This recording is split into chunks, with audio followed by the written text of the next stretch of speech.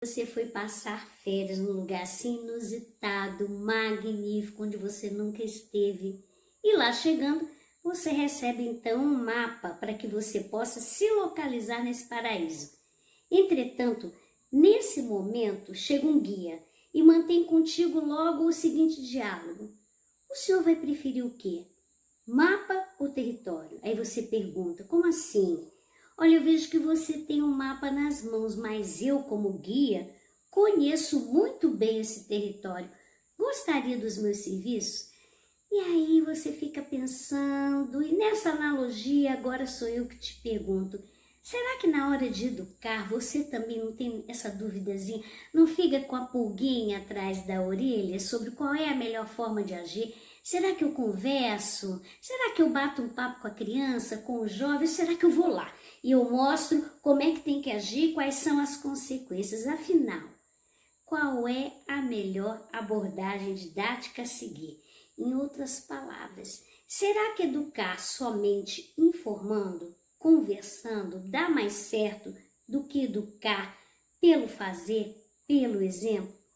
E é sobre isso que a gente vai conversar aqui hoje, afinal, qual a melhor forma de educar? Será que é mapa ou então território? Vamos lá, pessoal?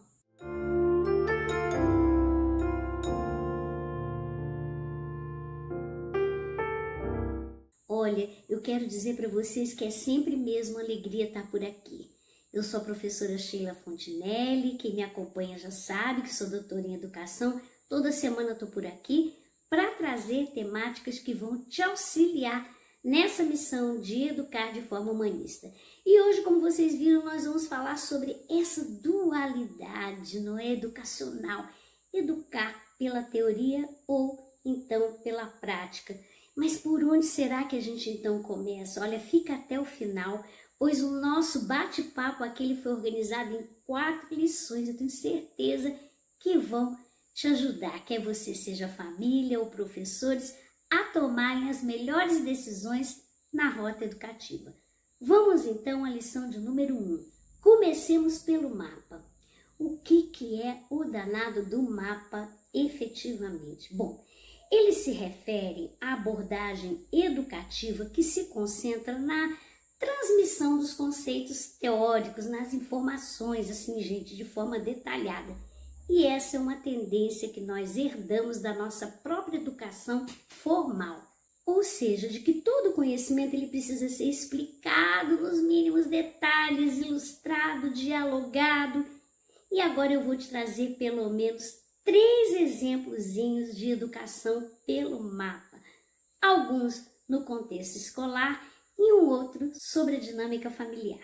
No contexto escolar, imagina um professor de história que ele escolhe assim minuciosamente cada evento e data histórica para reconstruir a linha do tempo da civilização humana de forma abrangente. E aí ele se empenha em explicar cada marco de forma significativa, destacando as conexões entre cada uma das idades históricas.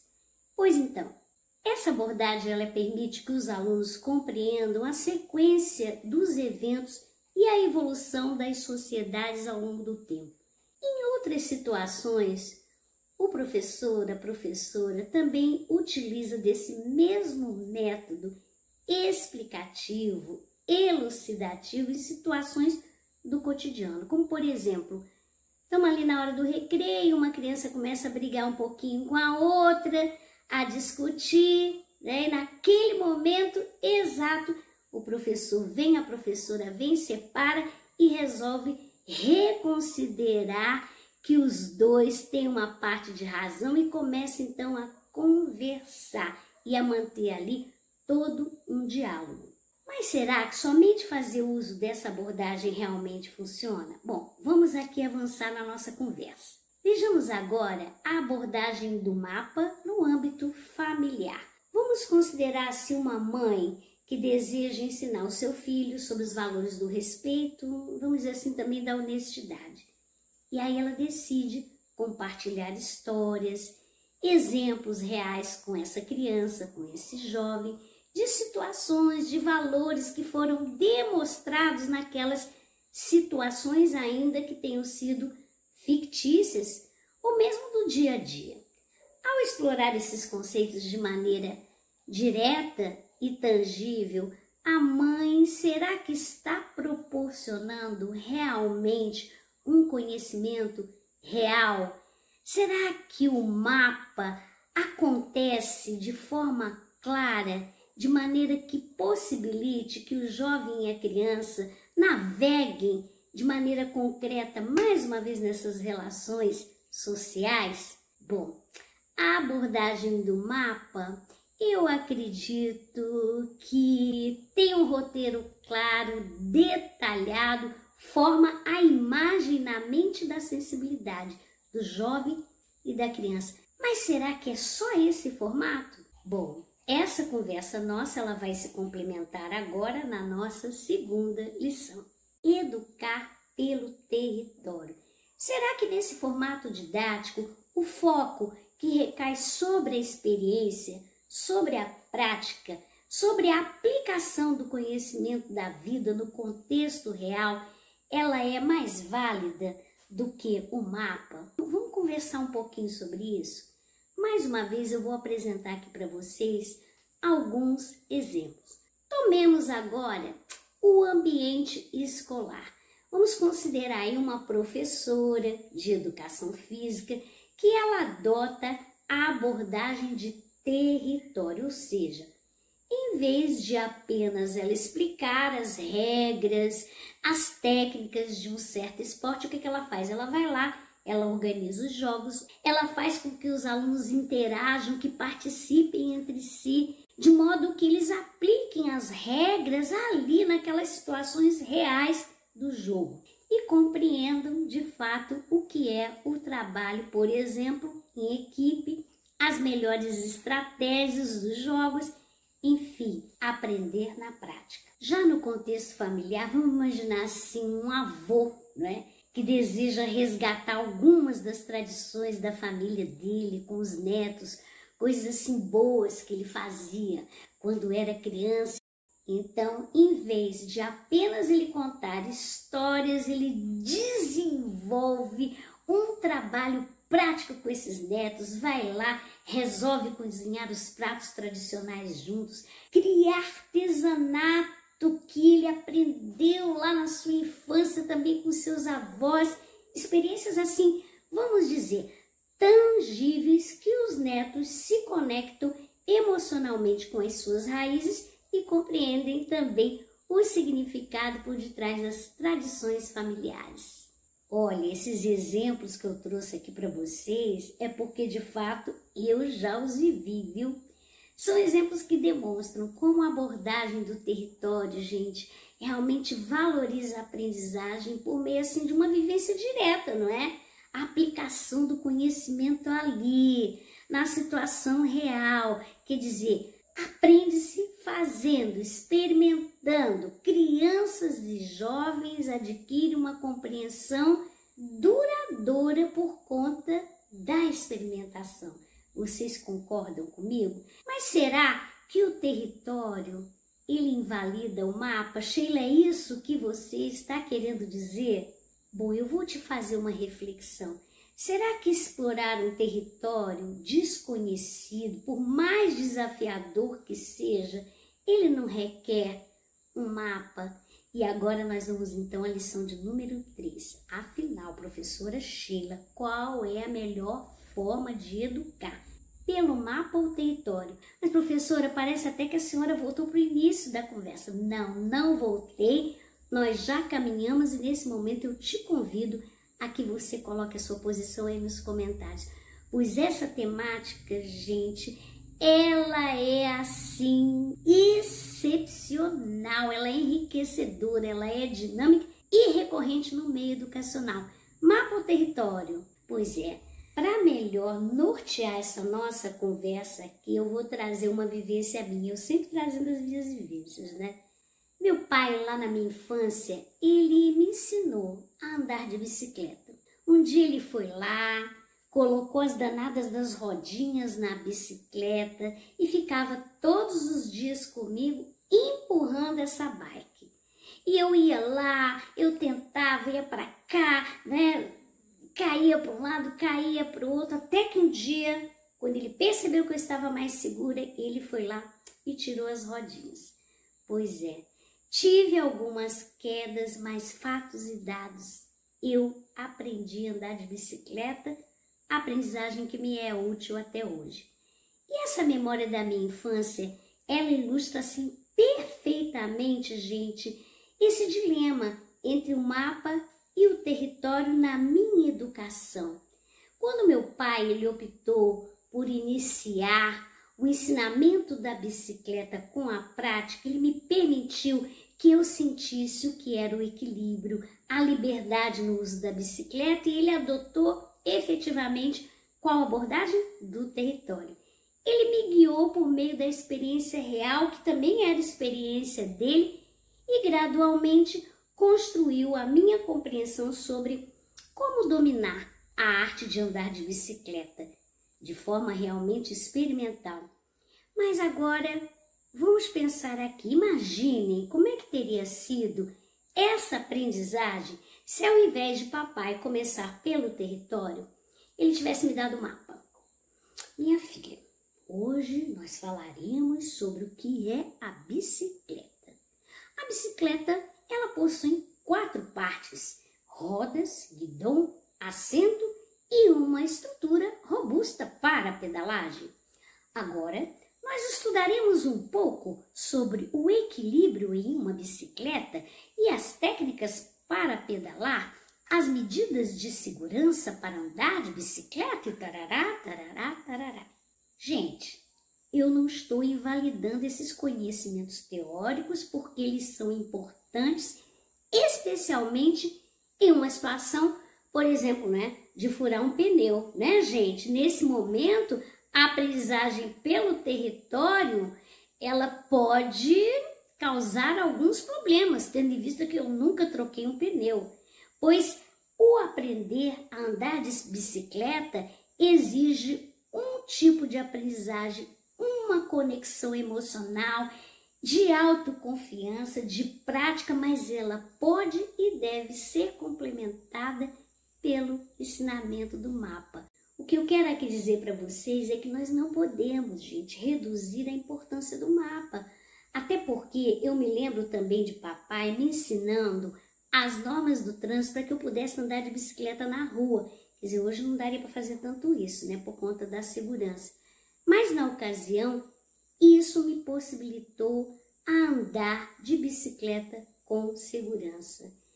Ele fez uso do mapa, sim, e também o fez em outras ocasiões. Por exemplo, para me ensinar o mecanismo da conta de divisão por 2 algarismos que eu não conseguia a gente aprender de jeito nenhum na escola. Aliás, é um convite que eu deixo aqui para você nesse cardzinho, tá certo? Eu conto essa história assim na íntegra num vídeo que eu super recomendo que você maratone aqui o canal. O erro como parte de ensinar. Bom, eu acredito que a essa altura do campeonato você já concluiu que o mapa ele completa a aprendizagem com o território e vice-versa. Pois, por mais que a gente conheça um território, o mapa ele sempre vai revelar paisagens maravilhosas, lugares assim bem especiais. Por outro lado, o território é a experiência viva do mapa. Isso nós temos que compreender, porque se o mapa ele me mostra as possibilidades, é o território que vem e amarra a experiência educativa. E agora nós vamos para a lição de número 4. Vocês devem estar aí agora a se perguntar: mas professora, não existe uma melhor forma de educar? Não tem que escolher entre um e outro? Vocês já devem ter percebido que a resposta à questão ela é a seguinte. Eu vou te responder com outra pergunta. Por que a gente precisa escolher? Nós não podemos fazer uso do melhor dos 2 formatos didáticos nas nossas abordagens educadoras, não? De uma maneira complementar, integrada? Olha, gente, nós somos guias e tutores na jornada humana das nossas crianças, dos nossos jovens e de nós mesmos em primeiro lugar. E o nosso objetivo é criar um ambiente educativo que valorize tanto a estrutura conceitual quanto as experiências vivenciais. Os conceitos, eles são fundamentais para que nós possamos forjar todo e qualquer tipo de imagem numa aprendizagem. Nós somos seres pensantes, mas também nós somos seres emocionais e também pragmáticos. Nós necessitamos experienciar tudo aquilo que nós aprendemos de forma cognitiva para validar, inclusive, a esfera da nossa sensibilidade. Logo, o que eu quero dizer aqui para vocês é que é necessário, sim, que nós possamos usar as duas abordagens, porque a nossa educação, e principalmente que temos falado aqui no canal, ela é uma educação integral. E sobre educação integral, eu já deixo também aqui para vocês um outro cardzinho, se você ainda não compreendeu que nós somos seres bio, psico, espirituais. Nesse vídeo vai ficar muito claro para você. A educação, ela não se faz numa via única, não só teoria e não só prática.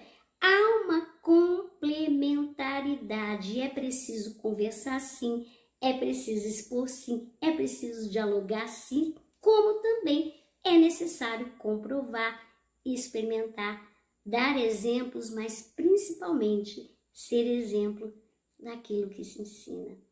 E aqui o que eu quero estender a vocês é o segredo dessa didática humanista. Abraçar a diversidade de abordagens entre teoria e prática, adaptando-as ao contexto e às necessidades dos nossos educandos, dos nossos aprendizes. E outra coisa que eu quero aqui te recordar é que tanto no viés teórico como na prática, eu preciso ter conhecimento, pois sempre tenho falado aqui da pedagogia logosófica. E há um axioma que para mim é muito forte, reflete sobre ele aí. Dar é ensinar, dar é ensinar. E outro aspecto, o conhecimento precisa fazer sentido, a vida precisa fazer sentido. E assim, retomando lá o exemplo do aprender a andar de bicicleta, que eu contei aqui para vocês, tendo sido ensinada por meu pai, há um sentido assim transcendente nesse ensinamento, porque nele vigora o afeto. Vai muito além da habilidade, da aptidão de aprender a andar de bicicleta, porque essa experiência, ela carrega lições profundas sobre confiança e o apoio da família. Andar de bicicleta, gente, nesse contexto, se tornou para mim um símbolo, sabe de quê? De crescimento e de autonomia. Porque o meu pai, ele foi o meu guia, o meu mentor, o meu tutor e me conduziu desde o meu momento lá que eu comecei com as minhas rodinhas de apoio, até a instância que finalmente ele identificou que eu me equilibrei. E aí retira as rodinhas e nesse momento isso representa uma jornada de aprendizado compartilhado entre mim e meu pai. Aprender sobre equipamentos de segurança também foi um aprendizado que transcendeu a habilidade mecânica da bicicleta. Sabe por quê, gente? Porque simboliza o ato do cuidado com a minha vida. E tudo isso me capacitou para enfrentar desafios e superá-los a partir do apoio e também da paciência de um educador. E o que eu quero dizer para vocês é que ao mesmo tempo que esse educador ele me ensinava a andar de bicicleta, ele denotava que acreditava nas minhas capacidades, nas minhas potencialidades de aprender e nunca desistiu por mais que eu caísse, né? Por mais quedas que eu levasse. Então, grata, Pai, onde quer que você esteja. Portanto, educadores, família e professores, foco na jornada, minha gente. Qual jornada, Sheila? Nós somos eternos aprendizes, essa é a jornada. Essa jornada que se torna mais significativa quando nós compartilhamos. É isso que eu estou aqui fazendo com vocês.